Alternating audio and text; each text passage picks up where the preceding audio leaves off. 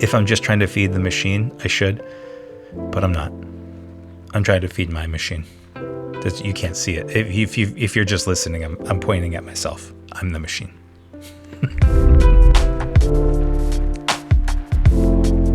What's up, everybody? Today, I'm switching things up a little bit on my podcast. If you're watching me, you're probably going to notice a little bit of a difference. Specifically, I am not using my podcast mic. I'm using one of the portable, the Rode 2 or Rode Pro wireless mic, because what I'm trying to do in this series is to reduce friction. And while I have my podcast mic and I have my light stand right there, right above me for those that aren't watching, I could easily just turn it on. But what I'm trying to do is just make things smooth and easy and not overly produced. And right now I have some nice lighting coming in through my windows. I got some sheer curtains just to kind of diffuse in case the sun decides to pop back out. But I know some people are going to hate this look because I'm holding a square device, and there's a lot of folks out there that don't like seeing people use a microphone the wrong way, and this is one that you're supposed to put on, like on your pocket. It's got a little clip, and then you have a lav that goes up, you hide it a lot of times. Anyway, I don't care. I am trying to just get things done the way that they feel natural. I think I've reached that point where I don't feel that I need this to be perfect. And I don't feel like I need this to be presented a certain way. And even to such a degree that I'm not even wearing my normal 124 hat. I'm just wearing what I felt like I wanted to wear. These are things that most people aren't ever really going to care about or notice, but these are the things that, you always think like, oh, I gotta have the branded thing, whatever. I don't care. So we're talking today about going analog. This is a project I posted it, and this video is going to go onto my website along with that post, because that post just had nothing but just the text and a couple photos that I threw in it. If you've been watching on Instagram, I have a couple. I was out on my porch with my typewriter. I got a little Quiet Deluxe sitting right here. Whoop. This guy. So look at that. I love this thing. This is one of my many typewriters. I highly recommend it if you can find yourself a Quiet Deluxe. They're not super quiet. They're much quieter than a lot of typewriters that I've used. But anyway, that's not what this is about. But if you like typewriters, it's a good one. Anyway, so this project called Going Analog is something that I've had for 7 years, apparently. Back in 2019, I started this notebook. This is something that I got, and it was like, it's a leather bound. It's got some cool pages. I'll show you in a second if you're watching it. And it's something that I got on my anniversary, and it cost a bit of money. I think it was like $50, which is a lot of money for a notebook. But I got it at Pike's Place, and so it was a great memory. And it was probably the coolest notebook that I've owned up until that point of purchasing it. And for years, I didn't do anything with it because it was one of those, like, something really good needs to go in there. It can't just be, to journal, my day was great today. All right, bye. It can't be the simple stuff. So at some point, the first page, I ended up starting a project called Going Analog, right? I apologize if you heard that ding. I don't know how there is a ding because all of my stuff is on airplane mode, but I apparently just got an email. Anyway, so going analog, there's this thing where I've had just too much input. I noticed that I had some sort of digital like influence going on, digital energy. And I live digitally, right? So I'm a professional photo and video editor and the capturer. I go outside on site and capture stuff, and so when I'm not out on site, I'm sitting at my computer, and so there's a lot of digital stuff going on. And at the time, I was at an agency office. And there's a lot of people in the agency office, and a lot of them come up to the desk, and there's just a lot of energy moving around, and people come by 10 times a day to ask you questions. And so there was energy with that, with just normal like busy work. And then I noticed that I was constantly using headphones either to drown people out, like people at the office, because there's just all that background noise. And to get into a good flow state for me, I need some good music, or at least to drown people out. So then that started, I noticed that I was using music all the time. So I would be, doing,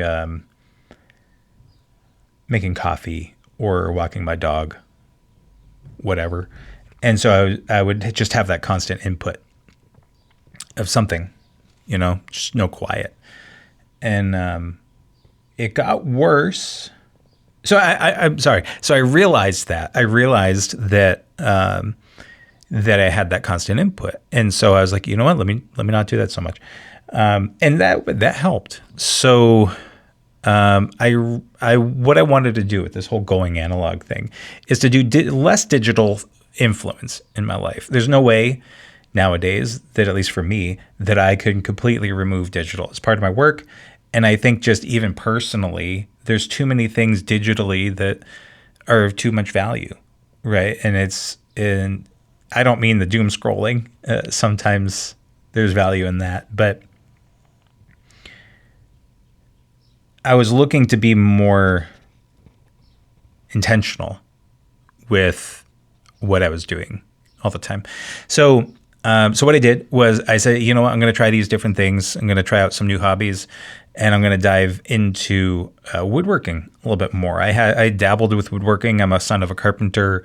I worked in my dad's handyman business for 12 years more. I'm not sure. But I grew up with, even before I started working in his business, I was a little kid in his shop, and like sawdust is a great nostalgia hit for me. So anytime I have some yellow pine, just taking a whiff of it, and it's like, it just brings me right back to being a kid. So that was a natural place for me to start. And so there's these other hobbies that I started to get into, bread baking, typing on a typewriter. I actually, for a while, it was an electronic typewriter, funnily enough, that I had written my first story when I was like 7 or 8, and I got it from my dad, and I don't have it anymore. I sold that before I moved back from California back to the East Coast. But I have multiple manual typewriters now, which I just love because they force you to slow down. And I think that's the thing about my hobbies that I've really kind of gotten into. You can't rush the process. Especially, let's say, like woodworking, I have a bunch of power tools. I know how to use them, and that's great. And I think that power tools are good for a lot of reasons, but I started to get into hand tool woodworking because the process for me is the more important thing. I think work is so much about getting the thing done. Get as much done as you can. Hurry up. You got deadlines. Time is money. And, depending on how the contract is, sometimes it's just way better sometimes you're paid hourly, sometimes you're paid by the project. And like, even if you are paid hourly, they don't want you to take 6 hours on something that should take an hour, obviously. So it's all about speed, right? With the quality. But anyway, we're not talking about work.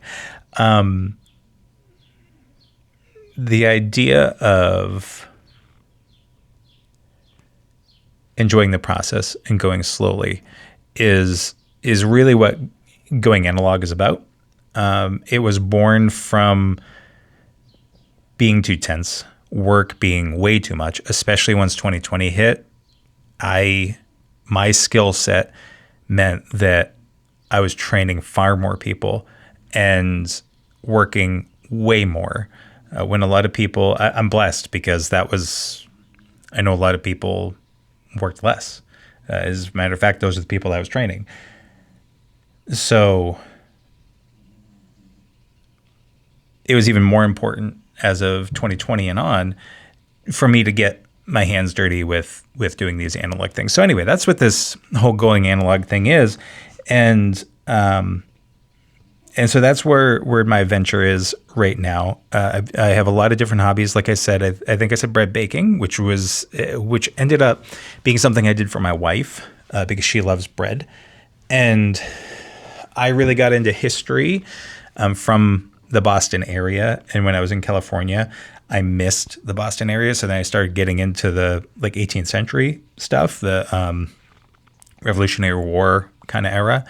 And it became a place of comfort for me. So I do a lot of like my cooking now, where I really enjoy cooking is doing 18th century recipes and just enjoying the process. Sometimes it frustrates my wife if she really wants to, like if we're trying to cook together and she's like, just cut the onion, just do it. You could do it in 3 chops. And I'm like, listen, I'm not the guy for that. Okay. I do that all day at work. I don't want to turn on speed. Let's just sit and you want it done quick. Here, you do it. She a lot of times she'll just grab the knife and the cutting board, and I understand that's annoying, and she's a saint for dealing with me. But like, and she gets it. She's not mad at me, but I understand that it can be very annoying if we're trying to speed run dinner. But anyway, so going analog, it's something that I think maybe you want to try. If you do, great. I have what I'm working on is a longer, I'm not going to say it's a book, but it's a longer piece of kind of like the things that I've learned with the hobbies that I have been doing. It's, so like I said, woodworking, gardening, I didn't say gardening, bread baking, gardening, I kind of dabbled in clay a little bit. I just fairly recently started leathercraft. I touched that a little bit a while ago. I have done some mini painting. I haven't done nearly as much as I want, but I think that I'm going to try doing that a little bit more. But some of these like just manual, tactile, forcing you to slow down kind of things, I think it's been good. And so going back to the typewriter, I went way off track, and I'm sorry about that. I'd mentioned that it forces you to slow down. And I think it's pretty much what I focused on with that going analog article. I actually wrote the article on the typewriter, and then I made the edits in red. Yeah, there you go. You can see it there. Okay. So I made the edits in red, and then I hand typed it up rather than like scanning it. I just typed it all up again with my edits. And so that became the article. But that picture, you'll see in the article currently, it's the hero image. It's the featured image. It's the first thing that you see for the article. And then in the article, there's a picture of the typewriter sitting outside. Because I was very excited. I was able to finally get a table that's just the right height so that I can type out on my porch. And it's quiet enough. If for those of you who are worried about my neighbors, it's quiet enough that like you do hear some tap tap tap tap tap tap, but it's really not like insane. I've between the typewriter itself and the little pads that I've developed for it, it's pretty darn quiet. But anyway, so I might flip those by the time you see or hear this. But I think it's important to show the process, because how did I put this at the end? The end says, remember, no matter how polished we present something, there was always a beginning. And that was the whole point of that, was there's a process to it. And seeing the red marks is actually a good thing, rather than just typing something up and then just hitting backspace and not seeing the progress that you've made, because you're worried about the mistakes. And so what I'm going to do is, whenever I write an article with the typewriter, I'm going to include a picture of it with the red marks, whatever edits I make, because I think it's really important, especially because of the way that social media does everything to present the perfection. And we're human. We're not perfect. And I think that should be celebrated. And yeah, that's it. I'm going to do more of this stuff when I can do this stuff. So I don't have a weekly cadence. I tried that. Just can't do it. Sometimes I'm too busy. Sometimes my mental capacity, because I'm working, but I own a business. So and I've tried to develop the hamster wheel so I'm not overwhelmed, but sometimes even just thinking about the business all the time, or it's like, oh, I've been doing, even if I'm not actively working for clients, it's like trying to find clients and, doing the finances and taxes and, all the admin stuff that goes with it. It's just tiring, right? So sometimes I just don't feel like it. I don't feel like turning this on, because I also don't think that it would be a very if I'm just trying to feed the machine, I should, but I'm not. I'm trying to feed my machine. You can't see it. If you're just listening, I'm pointing at myself. I'm the machine. But anyway, that's it for today. And until next time, be good to each other.